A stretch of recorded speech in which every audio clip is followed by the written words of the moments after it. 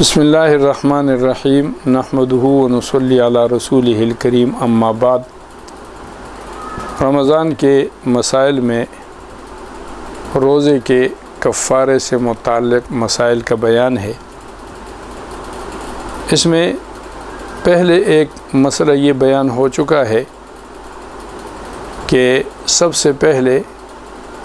غلام آزاد کرنا ہے، اگر وہ میسر نہ ہو تو پھر 2 مہینے کے مسلسل روزے رکھنا ہے، جس میں رمضان کا مہینہ اور جن دنوں میں روزہ رکھنا جائز نہیں ہے وہ دن نہ ہوں۔ اور اس بات کا ذکر بھی ہوا کہ اگر ایک دن درمیان میں ناغہ ہو گیا تو پھر اثر نو مسلسل 2 مہینے کے روزے رکھنے پڑیں گے۔ تیسری چیز اس میں تھی 60 مسکینوں کو کھانا کھلانا۔ اگر کوئی شخص کفارے کے 2 مہینے پے در پہ روزے رکھنے پر قادر نہ ہو تو وہ 60 مسکینوں کو یا 60 فقیروں کو کھانا کھلا دے یا دے دے۔ یعنی اس کفارے میں تملیک اور اباحت یہ دونوں جائز ہیں، اور اس کو اختیار ہے کہ ایک دم سے 60 مسکینوں کو کھانا کھلائے یا دے دے یا متفرق طور پر کرے۔ یعنی کھانا کھلانا بھی جائز ہے اور تملیک یعنی کھانا دینا بھی جائز ہے۔ 60 مسکینوں کو اکٹھے بھی اور ایک مسکین کو یا کئی مسکینوں کو الگ الگ سے دینا بھی جائز ہے۔ اب ایک مسئلہ اس میں ہم نے یہ لفظ استعمال کیا کہ تملیک اور اباحت۔ تو تملیک کرنا یعنی کھانا دینا کہ اس آدمی کے ملک میں وہ چلا جائے تو ہر مسکین یا فقیر کو مقدار اور مصرف کے اعتبار سے صدقہ فطر کے مانند دے کر اس کو مالک بنا دینا یہ ضروری ہے۔ یعنی جتنے صدقہ فطر کی مقدار ہے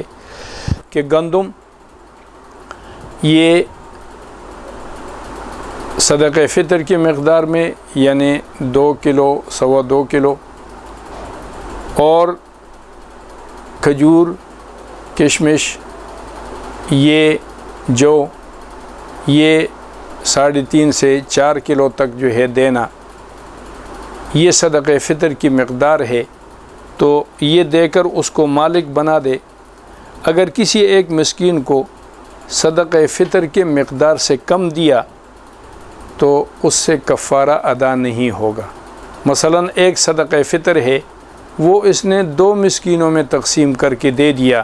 تو اس سے صدقہ فطر ادا نہیں ہوا۔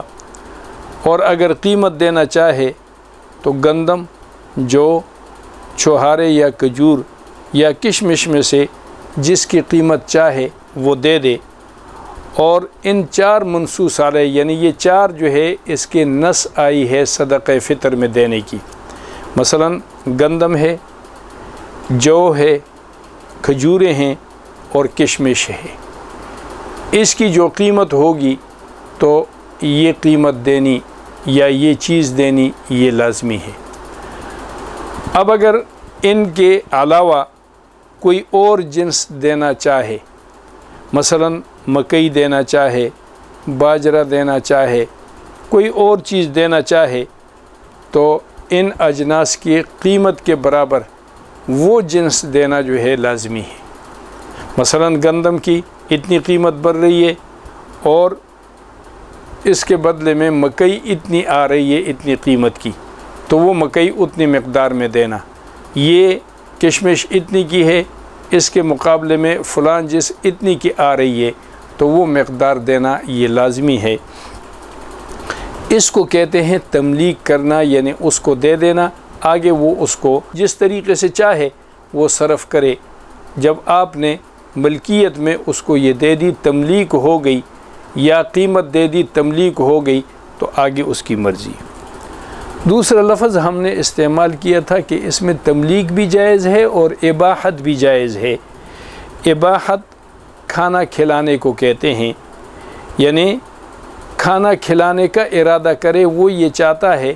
کہ میں اس کو نقد بھی نہیں دیتا ہوں، یہ جنس بطور تملیک کی بھی نہیں دیتا ہوں، بلکہ ان کو کھانا کھلا دیتا ہوں، تو 60 مسکینوں یا فقیروں کو صبح شام دونوں وقت پیٹ بھر کر کھانا کھلا دے، اور اس میں خواہ ان کا پیٹ تھوڑے کھانے سے بھرے یا زیادہ کھانے سے بھرے، پیٹ بھرنا یعنی پیٹ بھر کر کھلانا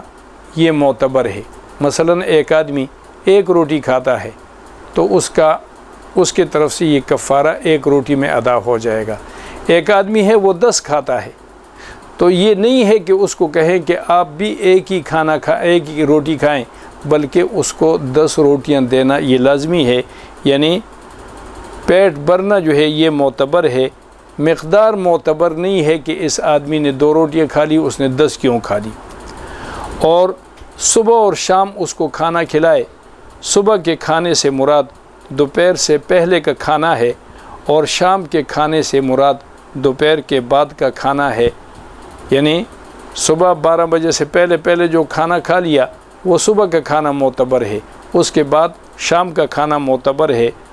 اور دونوں وقت کا کھانا صرف ایک وقت میں دینا اس کا اعتبار نہیں ہے کہ وہ اتنا کھانا پکا لے 60 مسکینوں کا 120 مسکینوں کا، اور وہ 60 مسکینوں کو کر دے کہ بھی ان کو کھلا دے۔ اور اگر ایک وقت پیٹ بھر کر کھانا کھلا دے اور دوسرے وقت کے کھانے کی قیمت یعنی نصف مقدار فطر دے دے تو تب بھی یہ جائز ہے۔ کھانا کھلانے کی صورت میں اگر گیہوں کی روٹی ہو یعنی مکئی کی روٹی تو روکھی روٹی کھلانا بھی درست ہے، اور اگر جو یا باجرے وغیرہ کی روٹی ہو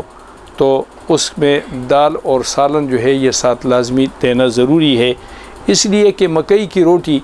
یہ بغیر سالن کے کھائی جا سکتی ہے، لیکن باجرے کی روٹی یا مکئی کی روٹی یہ یا جو کی روٹی یہ سالن کے بغیر نہیں کھائی جا سکتی، تو اگر وہ کھلانا چاہتا ہے تو اس کے ساتھ سالن دینا بھی ضروری ہے، اور اگر صرف گندم کی روٹی ہے تو وہ الگ سے دے دے تب بھی معتبر ہوگا۔ اور مستحب یہ ہے کہ صبح اور شام دونوں وقت گندم کی روٹی دال سالن کے ساتھ دے دے، روکھی نہ ہو، اس لیے کہ دال سالن کے ساتھ آدمی کی پیٹ بھر جاتا ہے، روکھی روٹی ہو تو آدمی گزارے کی مقداری کھا سکتا ہے اور پیٹ اس کا صحیح طریقے سے نہیں بھر سکتا۔ اسی طرح اگر 60 مسکینوں کو 2 دن صبح کا کھانا پیٹ بھر کر کھلایا یا 2 دن شام کا کھانا پیٹ بھر کر کھلایا، تو اگر دوسری دفعہ کھانے والے وہی لوگ ہیں جنہوں نے پہلی دفعہ کھایا ہے تو کفارہ ادا ہو جائے گا، اور اگر دوسری دفعہ کھانے والے دوسرے لوگ تھے تو کفارہ ادا نہیں ہوگا جب تک ان دونوں فریق میں سے کسی ایک فریق کو دوبارہ نہ کھلا دے۔ مثلا آج جن 60 مسکینوں کو کھلایا ہے کل دوسرے 60 مسکین لے آئے تو ان میں سے ایک فریق کو دوبارہ کھانا کھلانا پڑے گا، ورنہ اس طریقے سے متفرق طور پر وہ ادا نہیں ہوگا۔ اس کا مطلب دوسرے الفاظ میں یہ ہوا کہ اس نے فطرہ جو ہے یعنی صدقہ فطر کی مقدار ہے وہ تقسیم کر کے 2 آدمیوں کو دے دی، تو جیسے پہلے ایک مسئلے کے ضمن میں نے عرض کیا کہ اگر وہ تقسیم کر کے دے دے صدقہ فطر کی مقدار تو 2 آدمیوں میں تقسیم ہو گیا، 3 آدمیوں میں تقسیم ہو گیا تو اس سے اس کا کفارہ ادا نہیں ہوگا۔ اسی طریقے سے یہاں پر یہی مطلب اس کا ہو گیا کہ آج 60 مسکینوں کو کھلایا، کل دوسرے 60 مسکینوں کو کھلایا، صبح 60 مسکینوں کو کھلایا، شام کو دوسرے 60 مسکینوں کو کھلایا، تو چونکہ 2 ٹائم کا ملا کر ایک صدقہ فطر کی مقدار بنتی ہے، تو آدھا جو ہے آدمی نے صبح کھا لیا، آدھا ابھی اس کا باقی تھا کہ آپ نے اس کو پوچھا نہیں اور کسی اور کو کھلا دیا، تو صدقہ فطر کی مقدار چونکہ پوری نہیں ہوئی، وہاں تو تعداد پوری ہو گئی 60 مسکینوں کی ایک ٹائم اور 60 دوسرے ٹائم، یعنی 120 مسکینوں کو کھانا کھلا دیا آپ نے، لیکن جو اصل مقدار تھی وہ مقدار ایک آدمی کو پوری نہیں گئی۔ لہٰذا ان دونوں میں سے آج جن کو صبح کھلایا ان کو ایک دفعہ پھر کھلا دیں، یا آج جن کو شام کھلایا ہے یا کل شام کھلایا ہے ان کو ایک دفعہ پھر کھلائیں گے، تو تب جا کے صدقہ فطر کی مقدار پوری ہوگی۔ اسی طرح اگر ایک ہی فقیر کو 60 دن تک دونوں وقت پیٹ بھر کر کھانا کھلا دیا تو یہ جائز ہے۔ ایک مسکین کو آپ نے کہہ دیا کہ بھئی آپ روزانہ صبح شام آ کر یہاں پر کھانا کھا جایا کریں، اور وہ روزانہ پابندی کے ساتھ آتا ہے، صبح بھی پیٹ بھر کے کھانا کھا جاتا ہے، شام کو بھی، تو تب بھی کفارہ ادا ہو جائے گا۔ اسی طرح ایک ہی فقیر کو 60 دن تک روزانہ صدقہ فطر کی مقدار دیتے رہنا یہ بھی جائز ہے کہ ایک آدمی کو روزانہ اتنی مقدار خوراک کی آپ دے رہے ہیں، لیکن ایک دفعہ نہیں ہے۔ اگر 60 دنوں کا ایک دفعہ دے دیا تو یہ درست نہیں ہے، بلکہ روزانہ اتنی مقدار دینا۔ اگر ایک مسکین کو ایک ہی دن میں کفارے کا پورا طعام دے دیا، یا اس کے سامنے جو ہے وہ اباحت کے طور پر رکھ دیا کہ یہ اتنا کھانا ہے، پوری دیگ ہے 60 آدمیوں کی اور یہ تو کھا جا، تو وہ صرف ایک دن کا ادا ہوگا اور باقی 59 مسکینوں کو اور دینا ضروری ہے۔ یعنی ایک دفعہ کے ادائیگی سے جب 60 پورے ہوں تو جائز ہے، لیکن ایک ہے تو اس کو اگر چاہے اناج آپ پورا دے دیں، چاہے قیمت پوری دے دیں، چاہے اس کے سامنے کھانا اتنا رکھ دیں، تو اس سے کفارہ ادا نہیں ہوگا۔ اور ایک مسکین کو سب طعام ایک دفعہ تملیغ کے طور پر دے دیا تو تب بھی اس کا یہی حکم ہے کہ وہ ایک دن کی مقدار ادا ہوئی۔ اور اگر کئی دفعہ جو ہے وہ تملیغ کر کے دے دیا تو اس میں فقہا کا اختلاف ہے، اور صحیح یہ ہے کہ اس میں بھی ایک ہی دن کا ادا ہوگا۔ تو اس میں یہ احتیاط کرنی جو ہے یہ بہت لازمی ہے کہ اس مقدار کے ساتھ، اس ترتیب کے ساتھ دی جائے۔ اگر کسی نے ایک سال کے رمضان کے دنوں میں کئی دفعہ روزہ توڑا، مثلا ایک دن بھی توڑ دیا روزہ، دوسرا دن بھی توڑ دیا، تیسرا پھر ایک توڑ دیا، یعنی 4-5 روزے اس نے توڑ دیے، اور ابھی کسی روزے کا کفارہ ادا نہیں کیا، آخر میں کفارہ ادا کرنا چاہتا ہے، تو تمام روزوں کے بدلے میں ایک کفارہ کافی ہے۔ یعنی 60 مسکینوں کو صبح، 60 مسکینوں کو شام کو کھانا دے دیا تو یہ تمام روزوں کا کفارہ ادا ہو جائے گا۔ لیکن اگر اس نے ایک روزہ توڑا، اس کا کفارہ ادا کر دیا، پھر دوسرا توڑ دیا، اس کا کفارہ ادا کر دیا، تو یہ جو پہلا ادا کیا ہوا کفارہ ہے یہ بعد کے کفاروں کے لیے کافی نہیں ہوگا، لیکن پہلے سے کفارہ ذمہ واجب تھا، بعد میں اسی نوعیت کا یعنی روزہ توڑنے کا ایک اور کفارہ اس پر لازم آ گیا، تو یہ کافی ہو جائے گا کہ ایک ہی کفارہ ادا کر دیں۔ اس کے بعد روزہ ٹوٹ جانے کی وہ صورتیں ہیں جن میں صرف قضا واجب ہوتی ہے۔ گزشتہ بحث میں کئی جگہ پر ہم نے یہ بات عرض کی کہ جب وہ مسائل آئیں گے جس سے صرف قضا واجب ہوتی ہے تو یہ مسئلہ اس ضمن میں آئے گا۔ اس کی تفصیل یہ ہے کہ روزہ فاسد ہونے کی صورت میں کفارہ لازم ہونے کی جو شرطیں بیان ہو چکی ہیں، اگر ان شرطوں میں سے کوئی ایک شرط نہیں پائی گئی تو اس پر صرف قضا واجب ہوگی۔ جتنی شرطیں بیان ہوئی 15-16، وہ تمام شرائط پایا جانا قضا کفارے کے واجب ہونے کے لیے شرط ہے۔ اب جب قضا اس پر کفارہ واجب نہیں ہے تو روزہ تو چونکہ اس کا ٹوٹ چکا ہے تو قضا اس پر صرف واجب ہوگی، اور اس کی تفصیل اس طریقے سے ہے کہ کھانا پینا صورتاً پایا جائے یا صرف مانن پایا جائے۔ کفارہ واجب ہونے کے لیے یہ شرط تھی کہ صورتاً اور مانن کھانا پینا جو پایا جائے۔ اب اگر صرف صورتاً کھانا پینا پایا گیا یا صرف مانن کھانا پینا پایا گیا تو روزہ ٹوٹ جائے گا، لیکن چونکہ شرط پوری نہیں ہو رہی ہے لہٰذا اس پر کفارہ نہیں ہوگا اور صرف قضا واجب ہوگی۔ صورتاً کھانے پینے کا مطلب یہ ہے کہ منہ کے راستے پیٹ میں ایسی چیز پہنچائی جو روزہ کے توڑنے والی ہو اور اس میں بدن کی اصلاح نہ پائی جاتی ہو، یا طبیعت اس چیز سے نفرت کرتی ہو اور اس سے لذت حاصل نہیں ہوتی، اور کھانے پینا صرف مانن افطار کا مطلب یہ ہے کہ روزہ توڑنے والی چیز منہ کے علاوہ کسی اور راستے سے پیٹ میں پہنچ جائے اور اس چیز سے بدن کی اصلاح اور درستگی مقصود ہوتی ہے، تو یہ ہے تفصیل، یہ ہے مطلب صورتاً اور مانن کا۔ صورتاً کا مطلب یہ ہے کہ حلق کے ذریعے سے ایسی چیز ڈال دی، کنکری ڈال دی ایک آدمی نے، تو اب صورتاً جو ہے ہر آدمی دیکھ رہا ہے کہ اس نے منہ میں کوئی چیز ڈالی، لیکن نہ وہ علاج ہے نہ غذا ہے۔ یا اسی طریقے سے مانن یہ ہے کہ آدمی نے پچکاری کے ذریعے سے دوائی جو ہے وہ معدے میں پہنچا دی، کان کے ذریعے سے، ناک کے ذریعے سے، یا یہ ہے کہ دماغ کی یہ جو چوٹی ہے یہ براہ راست اس کا تعلق معدے کے ساتھ ہے، اس سے کوئی چیز ڈال دی، لیکن یہ چیز ایسی ہے کہ اس سے بدن کی اصلاح اور درستگی مقصود ہے، تو اس صورت میں جو ہے یہ صرف مانن پایا گیا، پہلی صورت صرف صورتاً پائی گئی تھی۔ اب اس کی تفصیل یہ ہے کہ اگر کسی شخص نے کنکری یا گٹھلی یا پتھر یا مٹی کی ڈلی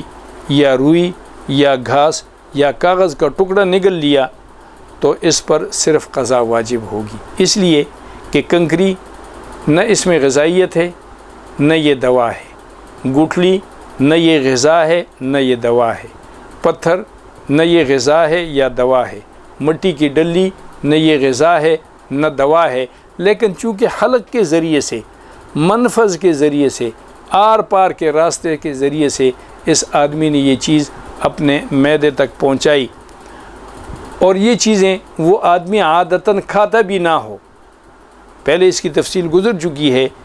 اسی طریقے سے ہر وہ چیز یعنی ان سے ہٹ کر ہر وہ چیز جو عادت کے طور پر نہیں کھائی جاتی اس کے کھانے سے روزہ فاسد ہو جائے گا اور اس آدمی پر صرف قضا واجب ہوگی۔ اسی طرح اگر کسی روزے دار نے کچا چاول یا گندا ہوا آٹا یا خشک آٹا یا کچا باجرہ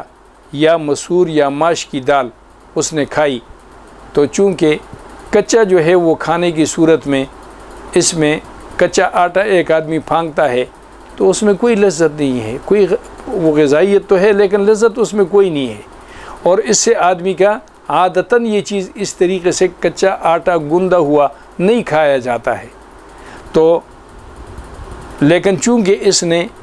منہ کے ذریعے سے کھائی اور حلق کے اندر وہ چیز چلی گئی تو روزہ اس کا فاسد ہو جائے گا اور اس پر صرف قضا واجب ہوگی۔ اسی طرح اگر کسی روزے دار نے کوئی ایسا پھل کھایا جو پکنے سے پہلے نہیں کھایا جاتا، کچا اس نے کھا لیا، یا آگ پر جو ہے وہ پکا کے وہ کھایا جاتا ہے اور اس نے آگ پر سینکنے کے بغیر، آگ پر پکائے بغیر اس نے کھا لیا، جیسے مکئی کے یہ چھلیاں ہوتی ہیں، سلٹے ہوتے ہیں،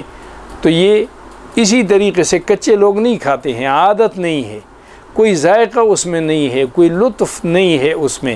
لیکن اس نے جو ہے وہ اسی طریقے سے کھا لیا، تو اگر اس نے بھون کر اس کو کھا لیا، آگ پر پکا کر اس کو کھا لیا تو اب اس کا حکم بدل جائے گا، لیکن اسی طریقے سے کچا بغیر جو ہے وہ اس کے کھایا تو وہ اس سے روزہ ٹوٹ جائے گا۔ اسی طریقے سے اس نے کچا کھایا لیکن اس پر نمک نہیں لگایا، اگر نمک لگا لیا تو پھر بھی حکم بدل جاتا ہے، پھر اس پر ذائقہ آ جاتا ہے، تو اس صورت میں صرف قضا واجب ہوگی، اور اس میں سے اس پر جو ہے وہ صرف روزے کا کفارہ نہیں ہوگا اور قضا اس روزے کی اس کو کرنی پڑے گی۔ اللہ کریم ہمیں دین کے تقاضوں پر عمل کرنے کی توفیق عنایت فرمائے۔